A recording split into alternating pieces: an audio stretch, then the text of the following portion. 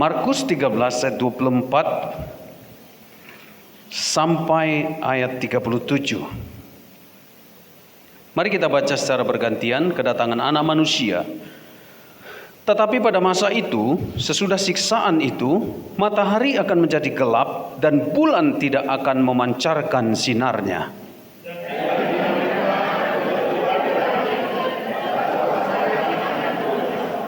Pada waktu itu orang akan melihat Anak Manusia datang dalam awan-awan dengan kuasa yang besar dan kemuliaan.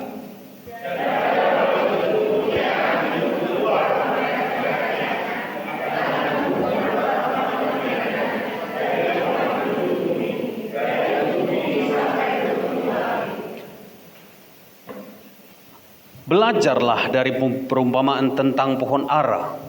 Apabila ranting-rantingnya melembut dan mulai bertunas, kamu tahu bahwa musim panas sudah dekat.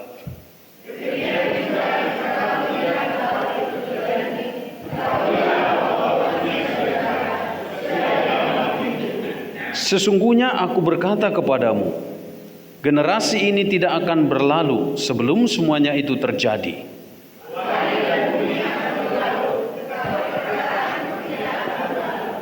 Tentang hari atau saat itu, tidak seorang pun yang tahu.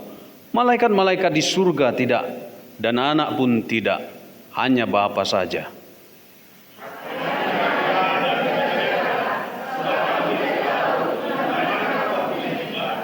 Keadaannya sama seperti seorang yang berpergian, yang meninggalkan rumahnya dan menyerahkan tanggung jawab kepada hamba-hambanya, masing-masing dengan tugasnya, dan memerintahkan penjaga pintu supaya berjaga-jaga.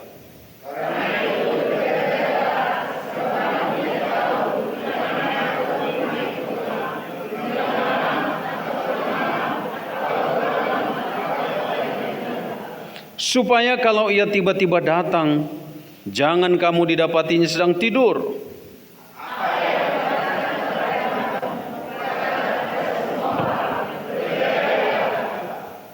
Bapak, Ibu, Saudara, apa yang disampaikan Alkitab kepada kita, bahwa kedatangan Tuhan akan menggoncang alam semesta.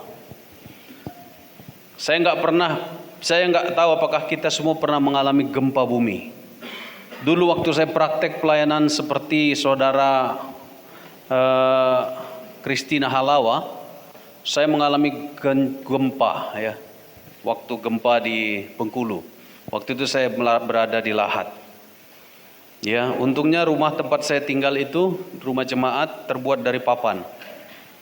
Jadi ya seperti bunyi-bunyi saja, kik kik kik kik. Tapi saya, apa nih, siapa goncang-goncang ini gitu ya. Lalu saya bangun, terus semua orang kabur semua gitu ya. Kegoncang, dan kita tahu gempa Bengkulu tahun 2000. Sangat dahsyat ya. Ada anak jemaat juga meninggal waktu itu. Nah, Bapak Ibu Saudara yang terkasih, sangat dahsyat. Makanya di Bengkulu orang nggak berani bangun rumah tinggi-tinggi ya. Rendah-rendah saja karena mengantisipasi gempa. Nah, Markus menjelaskan bahwa kedatangan Yesus segera adalah sebuah peristiwa besar dengan keguncangan alam. Matahari, kita tahu matahari adalah pusat alam semesta, akan menjadi gelap. Nah, kalau matahari saja gelap, berarti semua menjadi gelap. Bapak Ibu nggak akan bisa lihat saya di sini. Saya juga tidak akan melihat Bapak Ibu. Tangan di depan mata tidak akan kelihatan. Karena matahari menjadi pusat terang alam semesta menjadi gelap, bulan tidak lagi memancarkan sinar. Karena kita tahu bahwa bulan memantulkan cahaya matahari. Kalau matahari nggak bersinar, bulan pasti nggak bersinar. Dan dikatakan sebab matahari sudah gelap. Bahkan lebih daripada itu, bintang-bintang, ada banyak jutaan miliaran bintang di langit itu, akan berjatuhan dari langit. Dan kuasa-kuasa akan goncang. Ini kesaksian Alkitab.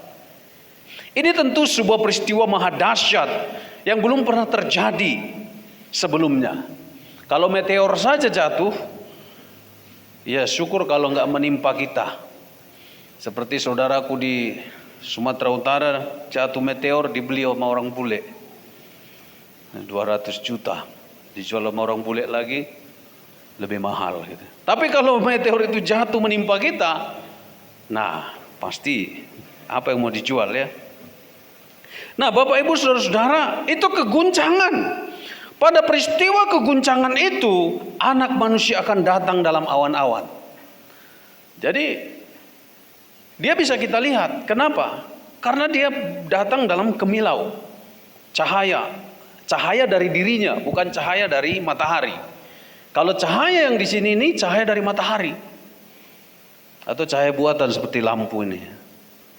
Tetapi cahaya yang menampilkan Tuhan itu, sosok yang mulia dan agung itu adalah cahaya surgawi yang keluar dari dirinya sendiri. Karena itu semua orang berkumpul, disatukan dan melihat, oh, dia datang. Dan semua orang berkata, sungguh Anak Manusia datang. Perhatikan dalam bacaan kita, Markus nggak sebut Yesus Anak Allah itu akan datang. Tapi Yesus bilang, Anak Manusia itu akan datang. Padahal datang dari surga. Ada penekanan teologis di sana.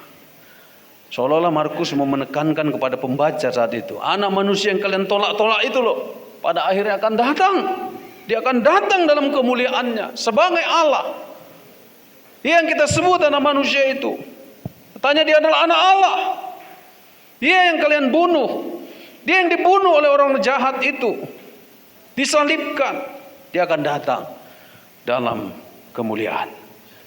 Bapak Ibu Saudara, kalau kita pikir-pikir, kenapa sih harus melalui hal-hal semacam itu? Ini pun ada maksud Tuhan tentunya. Kenapa sih harus melalui kegoncangan, lalu bintang-bintang, apakah meteor berjatuhan, lalu melalui kegelapan dan lain sebagainya? Kenapa Tuhan izinkan kegelapan? Saya berpikir Tuhan mau tunjukkan bahwa hanya Dialah sumber terang. Bahwa apa yang kita lihat selama ini, kemilau dunia, kemewahan dunia, kecantikan, kegagahan, keburukan, kebaikan, semua yang kita lihat selama ini dengan mata kepala kita, tidak ada lagi ketika matahari redup dan mati.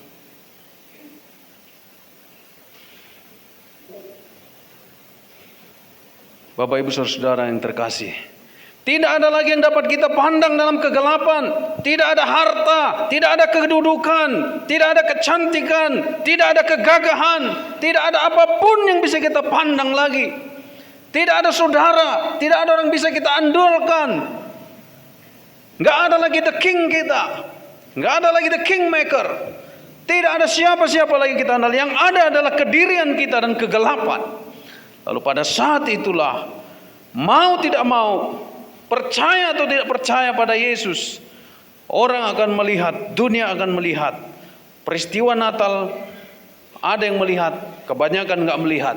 Yang melihat hanya orang Majus, gembala, Maria, Marta, gembala di padang Efrata. Yang lain nggak mau lihat. Pada saat itu, nggak bisa enggak, kita dipaksa melihat. Oh, benar Anak Manusia itu datang. Bapak Ibu Saudara, itu maksudnya barangkali. Ya, kenapa melalui kegelapan, mengapa melalui keguncangan? Kita harus digoncang. Kenapa Tuhan pakai kegoncangan? Ya, untuk menggoncang kita loh Bapak Ibu. Kenapa harus digoncangkan? Supaya kita sadar. Seorang anak yang gak mau bangun pasti digoncang oleh mamanya. Bangun kau, bangun kau. Bangun kau.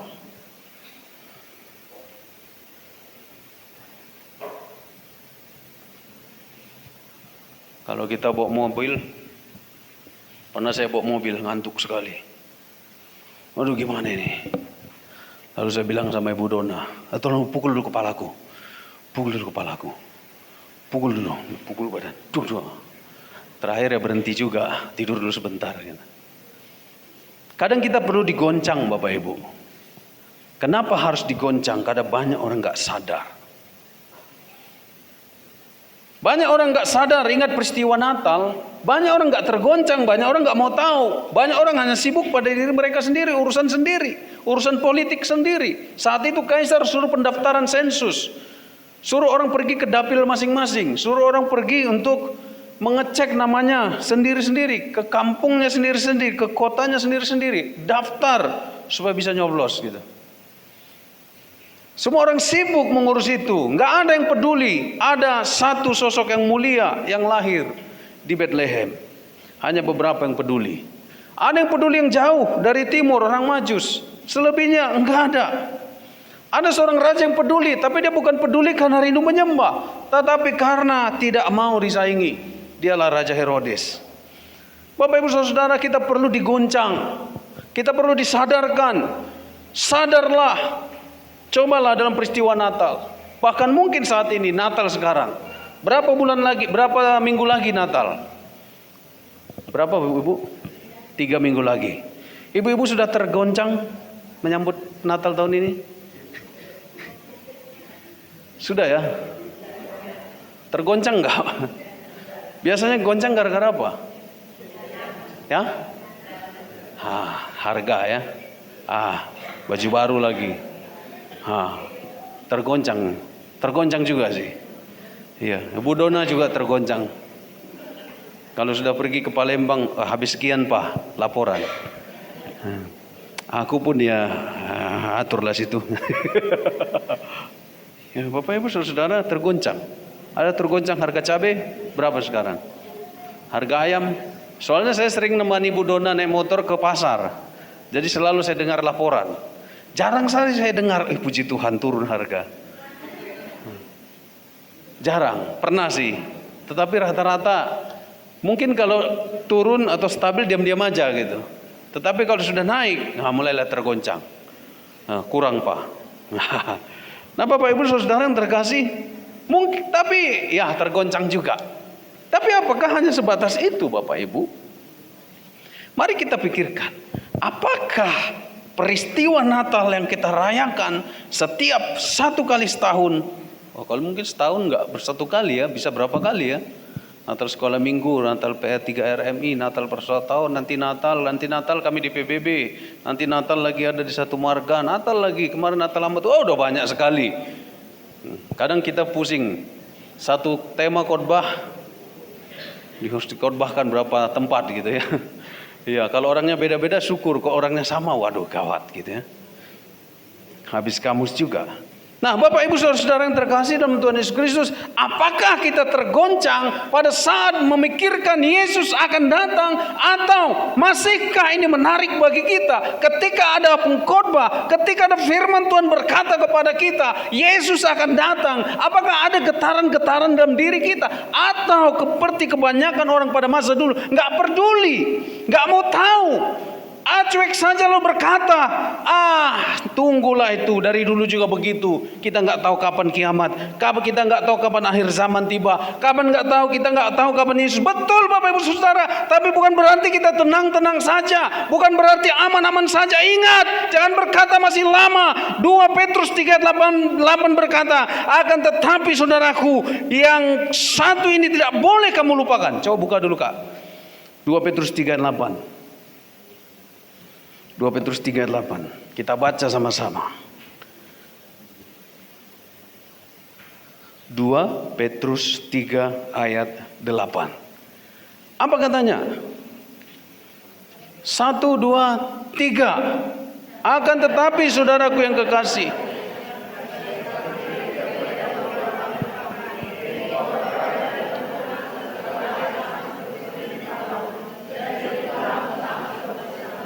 nah, kalau kita merujuk dari apa kata Rasul Petrus, 1 hari bagi kita sama seperti apa? 1 tahun. 1 hari sama seperti 1000 tahun. 1000 tahun sama seperti 1 hari di hadapan Tuhan. Kita nggak tahu. Kita baru, aku masuki milenium kedua. Sama Tuhan baru 2 hari. Baru sebentar aja gitu. Kita bilang masih lama, ini udah baru tahun berapa, tunggu berapa ribu tahun lagi. Sama Tuhan cuma 3 hari, 3 milenium 3 hari. Lagian di sorga nggak ada hari. Matahari kan untuk bumi dan untuk alam semesta, sorga itu di atas semuanya. Jadi nggak perlu matahari untuk menentukan hari bagi Tuhan.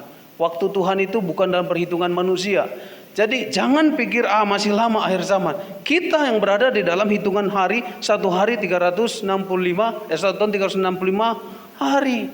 Kita itu yang menghitung. Sorga enggak, sekejap saja bagi Tuhan. Karena itu kapan waktunya kita enggak tahu.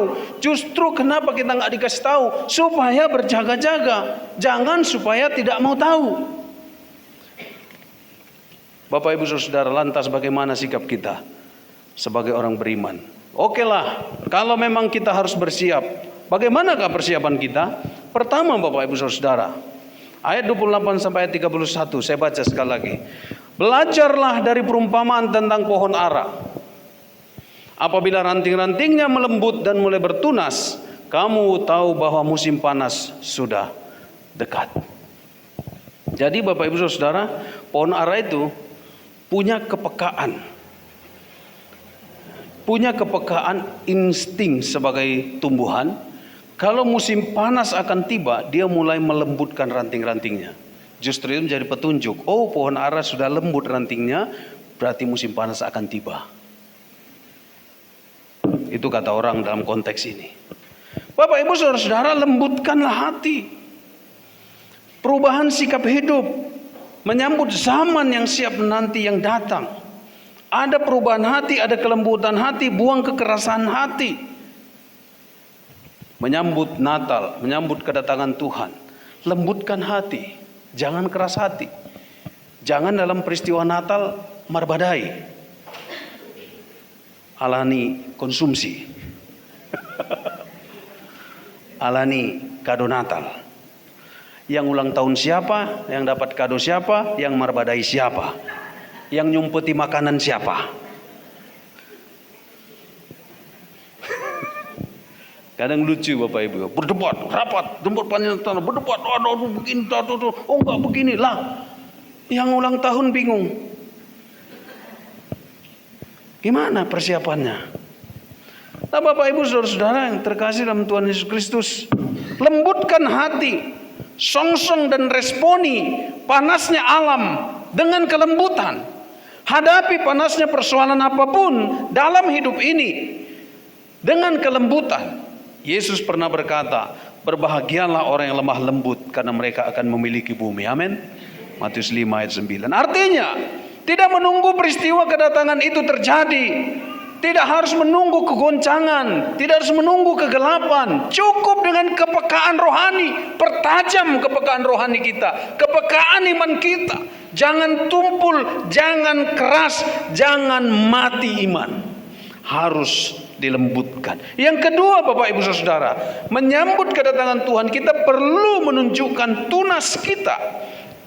Demikian juga jika kamu melihat hal-hal itu terjadi, ketahuilah bahwa ia sudah dekat, sudah di ambang pintu. Sesungguhnya aku berkata kepadamu, generasi ini tidak akan berlalu sebelum semuanya terjadi. Langit bumi akan berlalu, tapi perkataan tidak berlalu. Apabila ranting-rantingnya lembut dan mulai bertunas, lembutkan hati, lalu munculkanlah tunas baru dalam hidup kita. Ada pengharapan, ada sesuatu yang baru, bukan hanya baju baru, tetapi ada pengharapan baru seperti tunas Isai. Isai bertunas, muncullah Yesus dalam keturunan silsilah Raja Daud. Bertunas dia. Bapak Ibu Saudara, bertunas artinya memunculkan harapan baru dalam hidup. Ada sesuatu yang baru, daun muda muncul. Sesuatu yang baru muncul di tengah keluarga. Oh, bahwa ada sesuatu yang baik yang kita songsong di dalam hidup ini. Saat tidak ada kebaikan, bertunaslah, tumbuhkan kebaikan. Saat tidak ada kepedulian, bertunaslah, tumbuhkan kepedulian. Saat di dalam kegelapan, bertunaslah, nyalakan pelita. Saatnya kita menjadi orang Kristen yang bertunas, bersaksi, menjadi berkat. Saat tidak ada yang melayani, melayanilah, bertunaslah. Saat nggak ada yang muncul, muncullah. Bukan hanya berkata, lihat kan nggak ada yang muncul, aku pun nggak muncul. Itu bukan bertunas, mematikan tunas. Lo isi, danga dong nama layani, syukur. Itu bukan bertunas. Itu siap menjadi pohon ara yang mati karena kena kutuk, tidak mau berbuah. Bagaimana berbuah, bertunas pun tidak. Bertunaslah Bapak Ibu Saudara. Kalau ada pohon yang tidak mau bertunas, itu artinya tidak mau berbuah. Karena tunas mengawali buah. Ingat, Yesus pernah menanti pohon ara berbuah. Mana buahnya? Ini enggak ada. Lalu Yesus berkata, kering kau.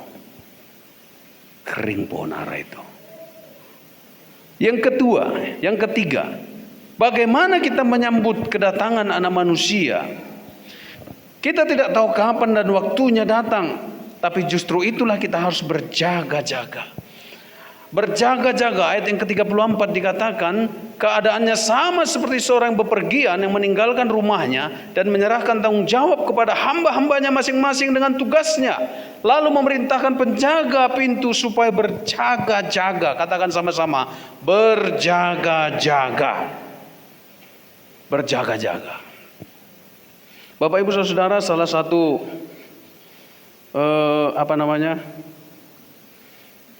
yang masuk atlet MMA sekarang dari kampung Simalungun adalah JK Saragi. Oh ini karena Saragi gitu ya, kebetulan aja Bapak Ibu. Saragi itu senang loh. Dulu saya nggak pede marga Saragi. Sekarang pede bukan karena JK. Sekarang saya tahu Saragi itu artinya apa. Kata. Saragi sangat rajin dan gigih gitu. Lalu ada yang bilang lubis apa? Luar biasa gitu ya. Iya. Bukan bangga-banggain diri Bapak Ibu, bukan. Kita kan harus bangga dengan apa yang melekat pada kita. Amin. Jangan margaku apa ya katanya. Nggak mau dia pakai marganya. Kenapa? Susah. Ya. Di kampung di Makassar. Apa marganya Pak? Rumah Horbo katanya. Kenapa? Di Toraja karena di Toraja diganti Balak Tedong. Marga apa itu? Balak Tedong. Loh, Balak Tedong marga apa? Kan dari Medan kan? Iya, marganya apa? Balak Tedong katanya. Apa Balak Tedong apa? Rumah Horbo katanya. Jadi bahasa Toraja itu rumah itu balak ya. Kerbo itu tedong katanya. Jadi balak tedong. Aduh. Bapak Ibu itu candaan saja ya. Ini direkam, sorry. Aparaku marga rumah Horbo. Satu sudah pindah yang dari PT SIP. Sudah pindah Bapak Ibu ke Medan. Nah Bapak Ibu saudara yang terkasih, mari kita berjaga-jaga. Ya, JK itu kalau dia menyerang, kalau atlet, oke lah nggak usah JK, siapapun. Dulu saya kan belajar karate Bapak Ibu, sikit-sikit gitu. Karena sering dipukuli orang, dihina orang, jadi suruh belajar karate gitu. Jadi kita karate itu tahu kuda-kudanya gimana, sikap siaganya gimana gitu ya. Terus kita nggak nyerang terus. Kalau nyerang terus habis juga kita dibantai. Kita harus berjaga-jaga. Gitu ya. Harus punya berjaga-jaga. Nah, kalau nggak berjaga-jaga, habis tenaga kita diperas, kita serang terus kita nggak bisa atur stamina dan lain sebagainya, habis. Nah Bapak Ibu Saudara, berjaga-jaga. Berjaga-jaga artinya siaga. Berjaga-jaga berarti jalankan tanggung jawab yang Tuhan berikan.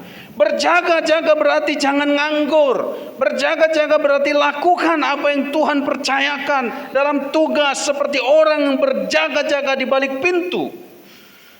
Berjaga-jaga berarti tidak tertidur. Ini implikasinya menunjukkan jangan ada iman yang tertidur, yang terbuai. Di dalam kekayaankah, di dalam kemiskinankah, di dalam keterlenaankah, di dalam ketenangankah. Tunggu, harus berjaga-jaga. Sebab kalau tidak berjaga-jaga, Tuhan bisa datang kapanpun. Bapak Ibu Saudara, berjaga-jaga artinya berarti benahi kerohanian kita. Jangan terhilang dari persekutuan. Jangan hilang kesadaran. Jangan miliki iman yang pasif. Kalau kita lemah, bangkit. Kalau kita lagi terpuruk, segera bangkit dan sadar. Sebab mana tahu hari ini besok Tuhan datang. Ada aktivitas, yuk kita beribadah. Yuk kita bersekutu. Yuk kita melayani. Bapak Ibu Saudara, berjaga-jaga sama seperti seseorang mengikat seatbelt pada saat berada dalam penerbangan pesawat atau dalam mengendarai mobil. Kita menggunakan helm, menggunakan seatbelt dan lain-lain. Sama seperti saudara dan saya menghidupkan alarm kendaraan, tanda dan kunci ganda agar tidak diambil pencuri. Ada satu jemaat kita kehilangan baru-baru ini ya. kita turut prihatin. Semoga pencurinya bertobat. Maka Bapak Ibu Saudara, kalau misalnya malam di situ ada motor kendaraan, kita semua di sini, saya bilang sama Elsapa, "Bang, kau lihat-lihat motor ya." Ya. Kita berjaga-jaga Bapak Ibu. Baru-baru kemarin ada seorang pria di situ pura-pura plon, pura-pura pilon. "Ngapain?" saya bilang. "Nak begawe," kata. "Begawe apa di sini?" "Keluar, saya mau kunci pagar," dia bilang. Dia pura-pura pilon, dia keluar. Rupanya lihat-lihat motor barangkali ya. Nah Bapak Ibu Saudara, kita harus berjaga-jaga. Karena kita nggak tahu kapan dan harinya Tuhan datang. Mari kita benahi semua, yang melayani-melayanilah, yang bersekutu-bersekutulah, keluarga kita benahi dan seterusnya. Kalau kita pun harus meninggal dan mati, matilah dalam berjaga-jaga rohani. Kita mati di dalam kehormatan, bukan mati di dalam ketidakhormatan. Ya, berjaga-jagalah. Pikirkan yang mulia, yang baik, yang kudus, yang berkenan di hati Tuhan.